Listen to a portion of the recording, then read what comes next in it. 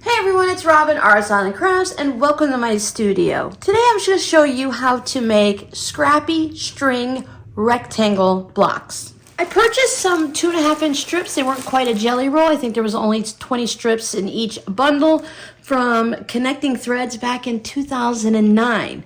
And I still have a bunch of these, we'll call them jelly roll strips, 2.5-inch strips left.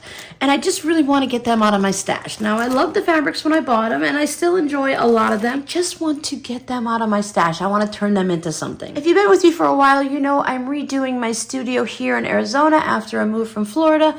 And one of my new purchases was to replace my recliner with a chair. Now this chair is oversized, so they call it a 1.5 chair or something like that. I showed it recently in one of my Whip It Wednesday videos, but I thought it would be nice to have a little lap quilt for when I'm sitting in that chair watching a movie or YouTube and doing a little knitting or hand stitching. This would be the perfect project to use up as many of these strings and strips that I can and to make myself something nice to snuggle under. Today for my foundations, I'm just using some school paper, some loose leaf paper, and I cut mine down to 7 inches by 10 inches. Now I got that number from the Mary Quilts blog. I'll also put that down below in the description box so you can go and see all of the wonderful projects that she has. She has a lot of projects for the Go Cutter and for using up your scraps. I'll also put a link down in the pinned comment to our Quilt As You Go herringbone quilt that we worked on a few years ago, and it's a similar concept with the rectangle, but we put batting right on it so you can do each of these blocks as a quilt as you go, and then when you're all done you don't have to worry about removing the paper or anything like that. You'll just sew everything together and you'll be all set and you'll have a quilt in no time. Today I'm not going to worry too much. I don't find it very difficult to remove the paper or anything like that from these projects. So I'm just going to go ahead and continue using my school paper. And when I'm all done, I'll just sit down and pop on a video. I can always keep you company. You can watch one of my videos and I'll remove all the papers. Now, of course, you can make your rectangles any size you want. You may notice that I am using a white strip down the center of all of mine. I thought with all of the crazy scrappy colors that it would be nice to use one color to kind of settle everything down and calm it down a little bit.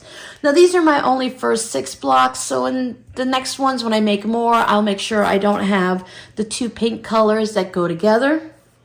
I am using jelly roll strips, so when I put mine together, there is the opportunity for seams to match, but I'm not going to worry too much if my seams don't match, as in this block here. When I sew these two together, those seams aren't going to match up.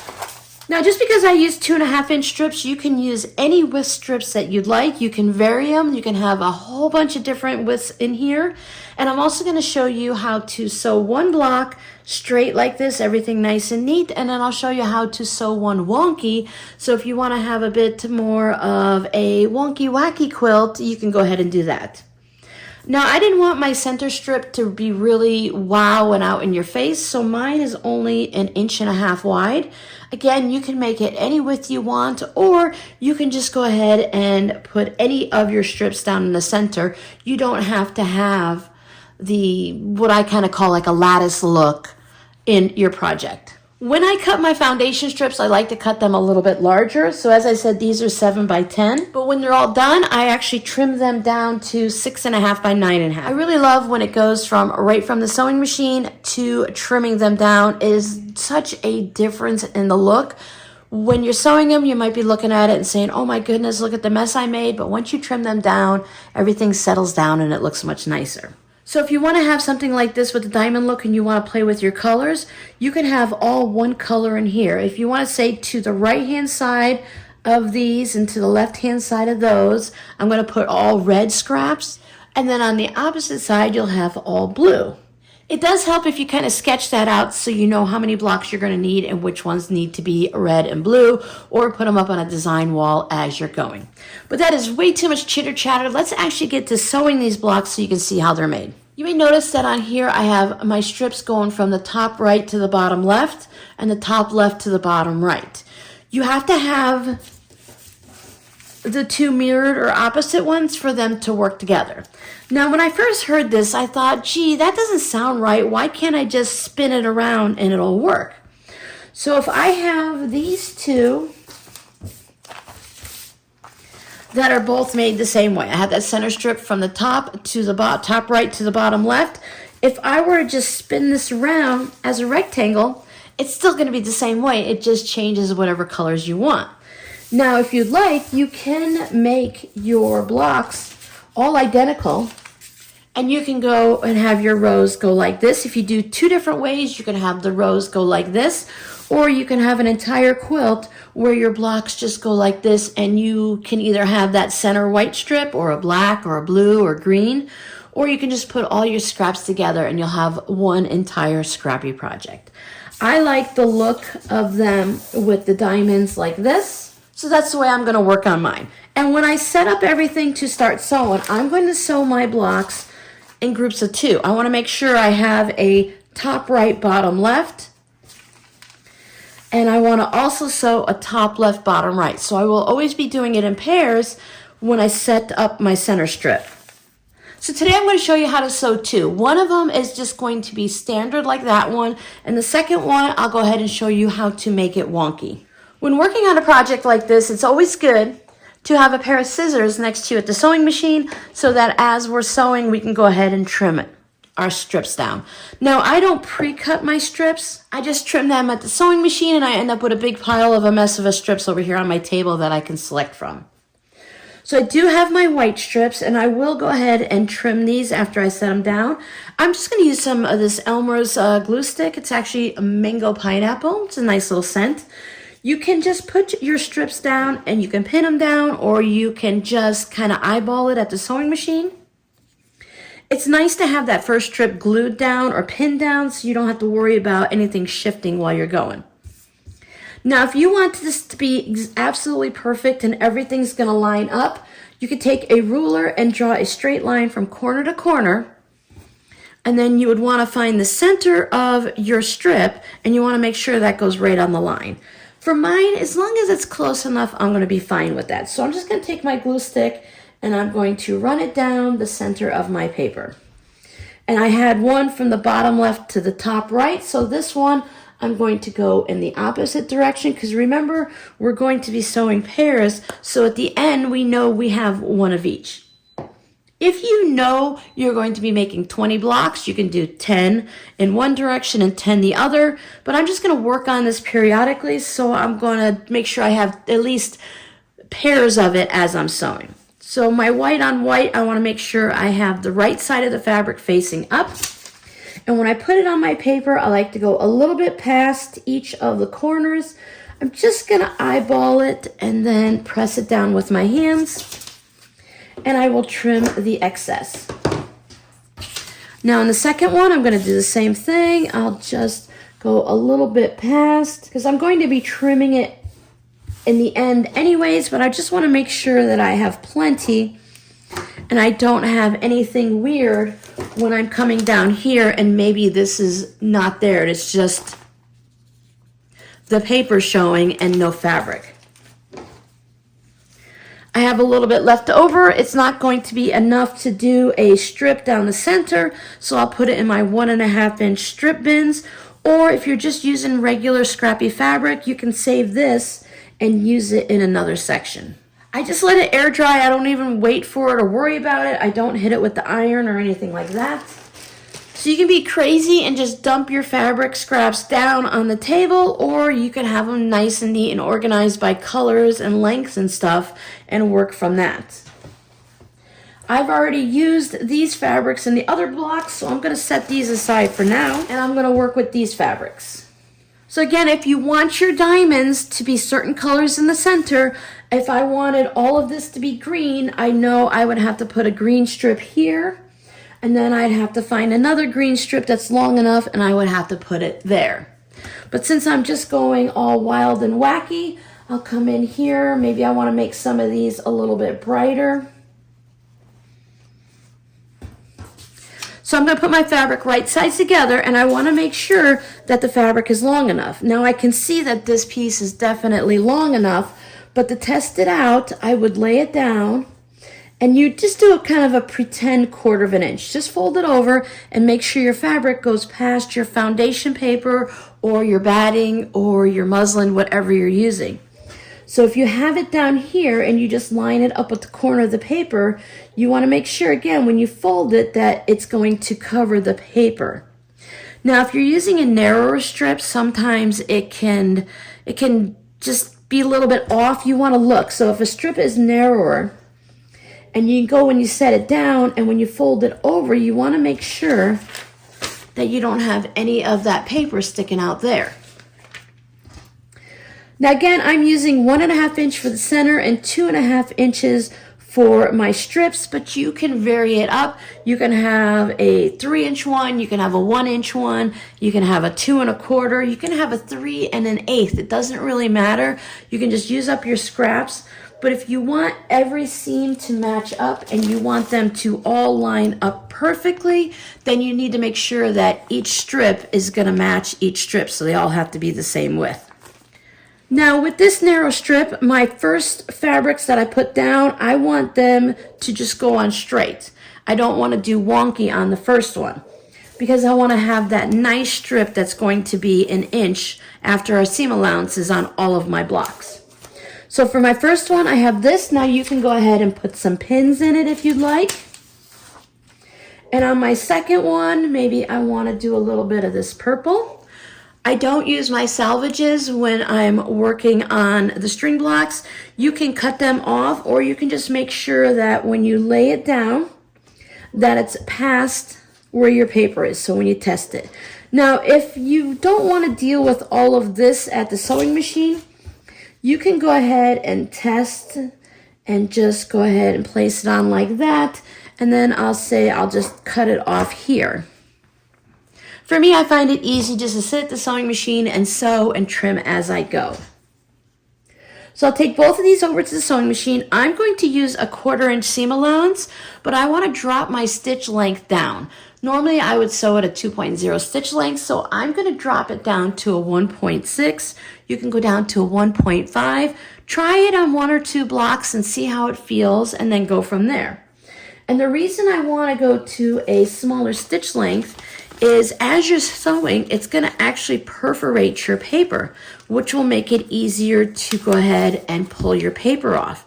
If you have longer stitches and you have to tug a little on the paper, you could pull on the stitch and loosen it up, and then you would have a seam that's not going to be as strong and sturdy, and as you start using it and washing it, this seam right here could pop. So by using a smaller stitch length, it perforates the paper, makes it easier to remove, and it also secures, I always struggle with this one, and it also secures your stitching so you don't pull anything out.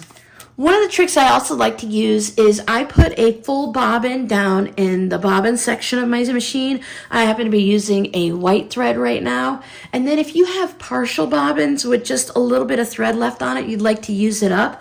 As long as you're not using a really light colored fabric and you have a very dark thread, I like to take the bobbin that has a little bit left on it. I put it in the top of my machine, and then I sew with it. So that way I can see when the bobbin runs out, and it's really easy to change at the top and put another little leftover scrappy bit of thread bobbin at the top. I don't have to worry about the bottom and changing that because I have a full white thread or whatever color you want to use down in the bobbin area. And I find that's just a great way to empty up some of those little bits of leftover thread on your bobbins. Now remember to shorten your stitch length before you get started. I like to start on the fabric outside of my paper. That way I make sure I'm stitching on my strips when I go to trim it. I have right sides together, and I'm just going to line up my top fabric here along the outside line of that white fabric, so everyone lines up just as if we were sewing a block together.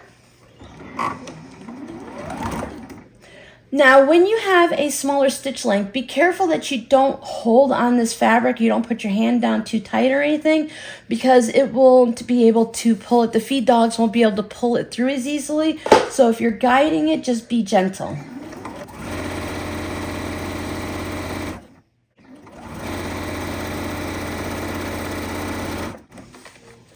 Now, when I'm sewing string blocks and they're squares, I usually do 5 or 10 of them at a time. Today, we're just going to do 2, but I do like the chain piece. So when I'm right here at the end, I can turn my fabric a little bit and I can just run off the side. And that way I don't have to cut my thread and start over again. Then I just bring my next piece in. I can bring up my needle, lift the foot up, and just slide it out of the way so I can get this one in. And the same thing, right sides together, make sure everyone's lined up along the edge, and then just stitch.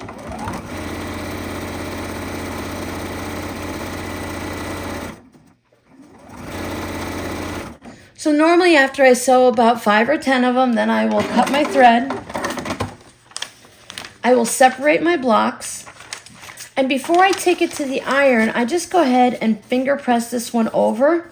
This is the only time that I will finger press my strips because I like to take them to the iron so that everything is nice and flat. But this time I want to go ahead and sew a strip down the other side. So if I finger press them, then they stay out of the way. So I bring in my next fabric. I make sure there's no selvage at the top. I line my fabric up just a little bit past the edge of my paper. And I know at the top here that I have plenty of space. And I have the whole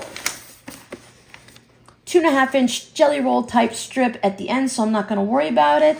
Right sides together, starting at the end of the new fabric I just put down. Now I'm just going to stitch my 1/4 inch seam allowance. What's good about this is if you don't have an exactly perfect seam allowance, as long as you're not trying to line up each strip when you put the blocks together, you're going to be fine. You don't have to worry about being exact. Sometimes if it's a little bit of a generous 1/4 inch, or it might be a little, you don't want to go too small, but if you're just off a thread or two on a smaller side, it'll be okay. When I get close to the end, I just go ahead and I cut off my excess fabric, making sure I leave enough down at the bottom so that when it folds over, it's going to cover that paper. And then just sew off the edge. Now I already have a yellow at the second one. I want to try to avoid putting a yellow right next to the next one, just in case along the way they happen to touch. Now there's a lot of threads that keep coming off of this fabric, so I just pull it off as I see them. So maybe this time I'll want to put a blue fabric next, and I'm going to repeat the same thing. Right sides together, make sure there's no salvage, that'll be in my block, and start sewing. Trim off the excess. Now, as I'm working on these, I do fold my piece back up, and then I set it down next to my sewing machine, and I make a pile of the fabrics I've already used. So since I have so many scrap strips, I don't need to reuse them right away. I want to make sure I use all of the fabrics before I start duplicating. So I'll go ahead and separate these, and I'll take them over to the iron now that I have a piece on each side, and I'll show you how I press them.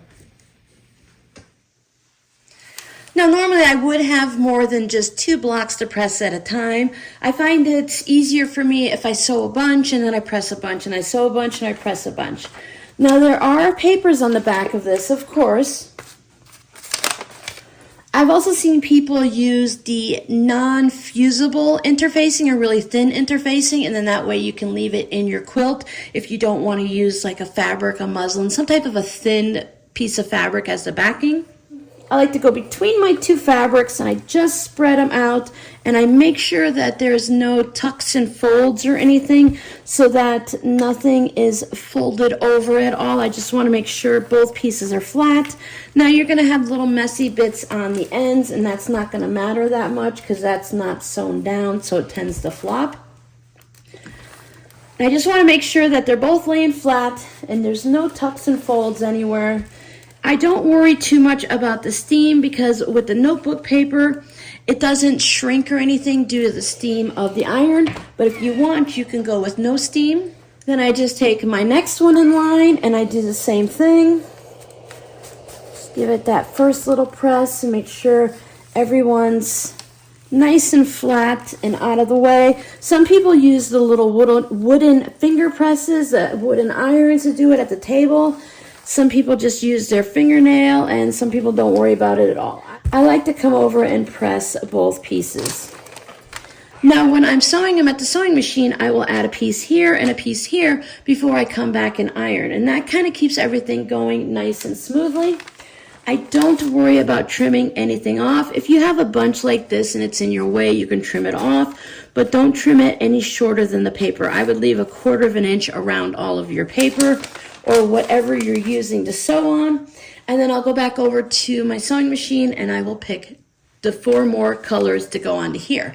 Now this time I'm going to show you how to sew one of them regular and we'll sew one of them wonky. I already forgot, are we keeping this one regular, I think? So let me just go ahead and pick a fabric for this. It doesn't really matter which is which. I'm going to make a bunch of them wonky, so I'll just go ahead. I have the salvage there, so let me see what's on the other end. No salvage. I can go ahead and check it out to see how it's going to fit on there. And if I want, I can pre-trim it. And then I want another piece on there. So I already have this pinkish red, a yellow, and this kind of green. So I want to put something different on there. So I have this purple fabric. Now, if you look at these fabrics, this is the right side of the fabric. This is the wrong. I could use either side for this fabric. Now this fabric, you can see that that's definitely the wrong side. So it's totally up to you if you want to do that. But with these fabrics here, you can see this is that purple with the flowers on one side, and then the other side is just a solid fabric. So if you want to add more solids, just check the other side of your fabric. Because you've paid for the fabric, you can use both sides if you'd like. Now, do I want to have that one? They're a little bit close, not in color really, but kind of different. And that really doesn't bother me, so I will put that on there and give it a little trim. Or again, you can trim it at the sewing machine. I am being very generous with my trims just to make sure that I have plenty of fabric to do what I need to do. Now this one we're going to do wonky. So for this one, instead of just putting the fabrics straight down right sides together and flipping them over, I'm going to go ahead and adjust it. So what I can do is I can take it, instead of lining it up perfectly, I can bring it over and line it up on the diagonal. And when I'm done, I'll trim this extra purple over. I still need to make sure though that I have enough of this fabric to cover it up. So I can go this way, I can go this way, or I can just be right on there. So I think I will go a little wonky like this. You can put pins in it if you'd like. And then on for this side, I think I will use this orangish yellow. And again, I could line it straight up, or I can go ahead and make it a little wonky. Just make sure you have enough. I don't want to make it so that I'm going to sew on that white bit at all, so I don't want to cross over that. I want to make sure my wonky stays all on this blue. So you can sew wild and crazy like I do and just take it to the sewing machine and choose a color as you're going, or you can go ahead and decide where you want your fabric strips to go, what color, and what type of wonkiness you want. You can also pin these if you'd like. So maybe instead of having those two, I'll switch this over. Now these two have the same pattern, but they're different colors, so I am fine with that. And I'll just put that one on there. And again, if you'd like, you can pin through it. I would just pin in a way that as you're sewing, the pin's not in the way, so you can remove it later and you can just keep speed sewing as you're chain piecing. So here's my first strip that I'm just gonna sew normally. Starting out on the other side of the paper, and I can just stitch. Now for me, I do remove any pins as I'm going because I am really great at getting stuck by a pin no matter where it is. Now if you want, you can keep sewing to the end of that fabric, but I'm just going to waste thread by doing it. So if I lift off my presser foot, I can just move my block a little bit out of the way, and I can sew off of it diagonally straight, however it works for you. Here's my wonky strip. I want to start just past the paper still and make sure I'm stitching on it. And I'm going to use my 1/4 inch on the edge of this green fabric and just ignore the purple. So if you're making it all wonky, you don't have to worry about seams matching up, or if you have different widths of your fabric, again, your seams won't match up. Now I can reach back and cut off, disconnect my first block. so that now I can spin this one out of the way, sew off, and then I can start sewing on this one. I'm not starting and ending way off at the fabric, not only to save the thread, but I'm going to use that fabric and I can use it for crumb blocks or other scrappy projects. Remove my dangerous pin. Make sure it's lined up nice and neat. Now before my other block goes too far, I can go ahead and trim that off so I can sew with it in a minute. And this piece. Here are my two blocks. One's wonkies, one's regular. This one's ready to go over and get a nice iron. So that would just get ironed over like that. When you're using the wider strips, it doesn't take very long to cover the paper. So I just have these little two corners to cover. Now, if you have a bunch of random scrappy squares or triangles, you can go ahead and use those to cover those corners up. Well, let me show you how to handle this wonky one. You can take this and fold your paper behind and trim this with the rotary cutter, or you can trim it with scissors. Sometimes I just pull the fabric up and I'll just run along the edge. I like to trim within that 1/4 inch the best I can. Once I'm past the paper, I don't have to trim anymore.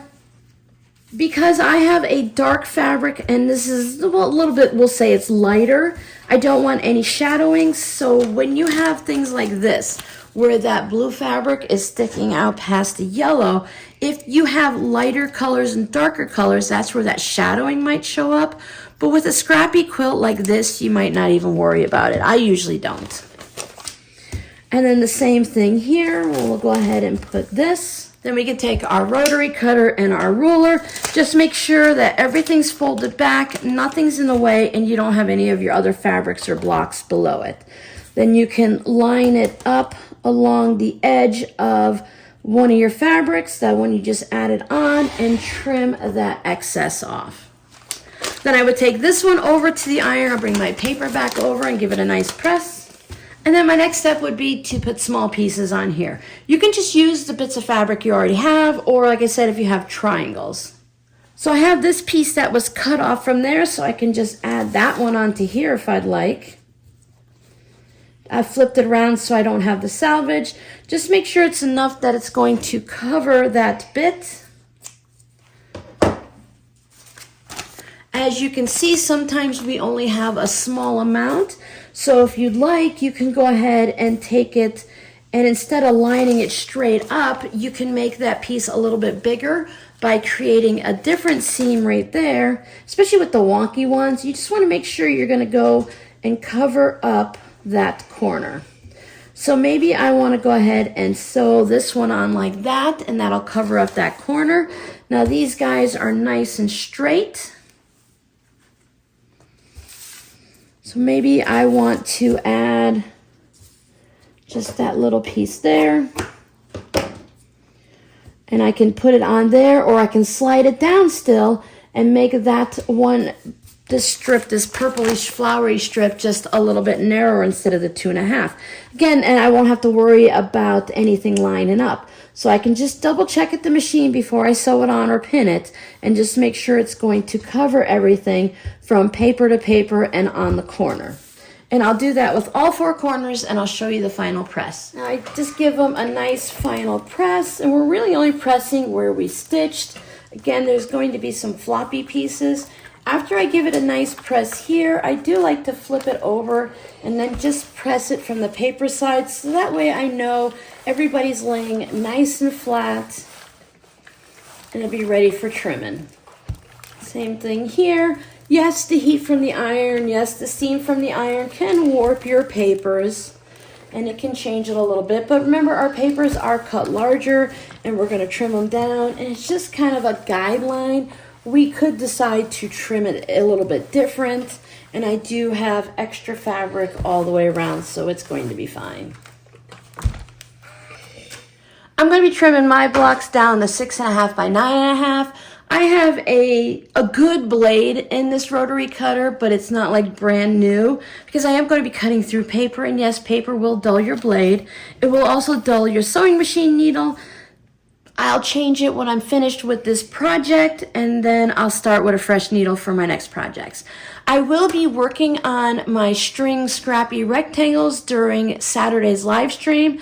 So that will be tomorrow, Saturday, April 6th, 2024. Remember, I'm in Arizona and we do not change time for daylight savings time. It'll be 11 a.m. for me, so just compare your time to the Arizona time now that everyone has either gone to a British summertime, a daylight savings time, or whatever time change you might have. So I'm going to trim mine from the black just so I can see the paper, make sure everything's laying down flat. 9.5 by 6.5.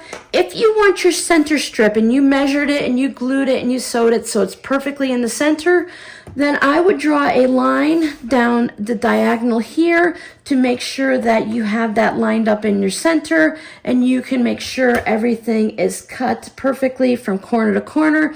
You could put a piece of tape on here, a washi tape or something, painter's tape, to make sure everything's lined up. But I'm going to eyeball mine, and I'm not going to worry about it too much. So I'm just going to figure 6.5 is about in the center.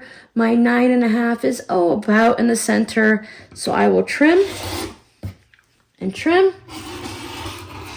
Then I'll flip it. This one I don't have to worry about. I just know it's 9.5 by 6.5 to make sure everything's lined up, and trim both sides again. You might have to push a little harder because you're going through paper and maybe your rotary cutter is not the sharpest. So there is my block. I'll do the same thing here.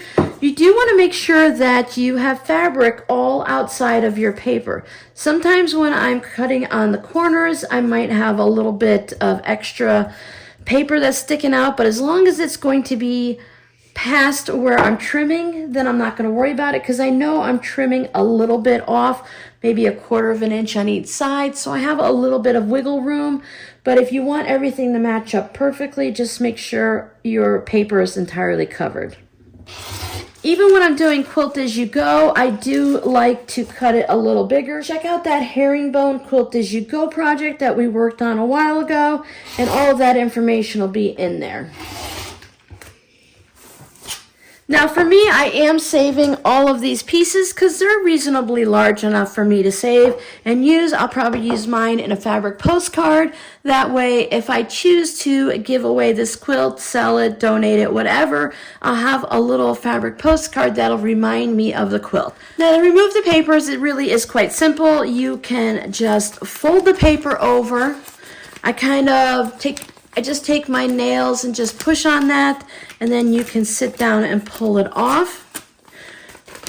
There are these paint brushes that have a little tube on the end that you can fill with water so you can keep the bristles of your paintbrush wet. I'm going to guess it's for watercolor. If you take that and you just run a paintbrush with water on it, or that special one with the tube, right on your stitching line, it'll make the paper wet, and that will also help to peel it off.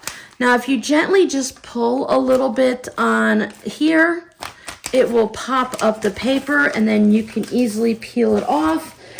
Do it sitting at a table so you can hold it down, or do it in your lap while watching TV.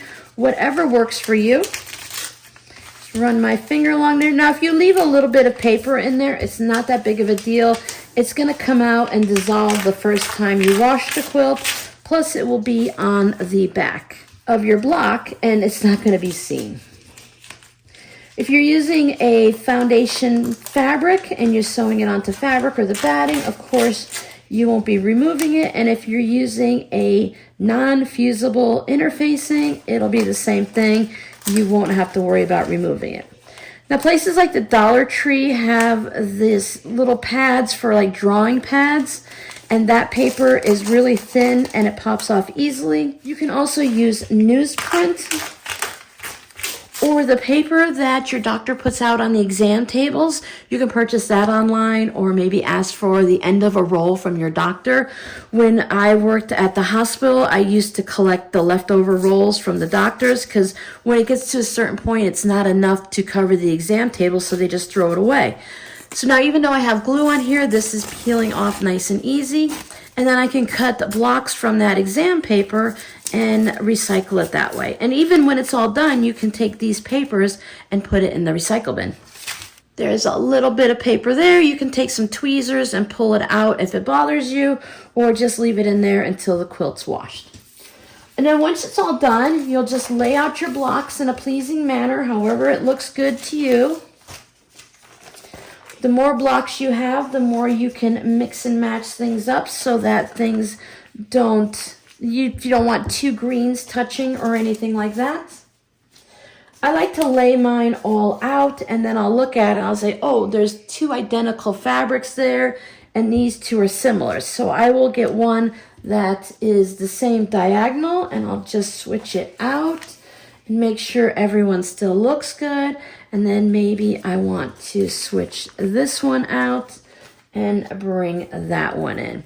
And then have it up on your design wall, lay it on your bed, lay it on the floor. Just stand back and look at it.